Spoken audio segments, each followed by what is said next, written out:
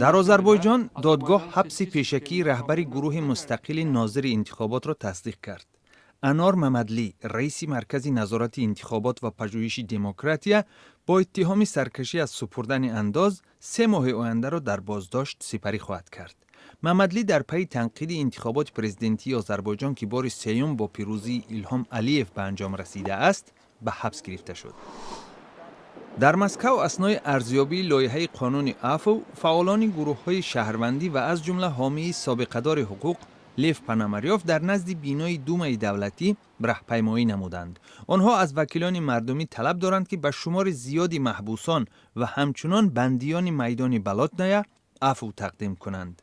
ماه می سال گذشته اعتراض مخالفین حکومت روسیه در میدان بلاتنای شهر مسکو به زد و خورد با پلیس تبدیل یافت و شمار زیادی مخالفین را با عیبنامه حمله به افسران پلیس از آزادی محروم کردند.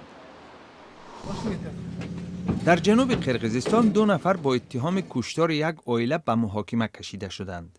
ماه سپتامبر گذشته 5 عضو یک عائله در خانه‌شان در دهه قره‌بلاق ولایت جنوبی بادکند قرقیزستان که هم مرز با تاجیکستان است، از سلاح آتشفشان به قتل رسیده بودند. در شهر مینسک ادیبان و هنرمندان بلاروسی در نزد بینای موزه بهدنویچ شعر و سرود خواندند. به این وسیله آنها مخالفتشان به بسته شدن این موزه را نشان دادند. بهدنویچ یکی از پیشواهای ادبیات معاصر بلاروس به شمار می رود و صرف نظر از دخالت افراد امنیتی در نزد موزه قرائت و زمزمه شعر دوام کرد.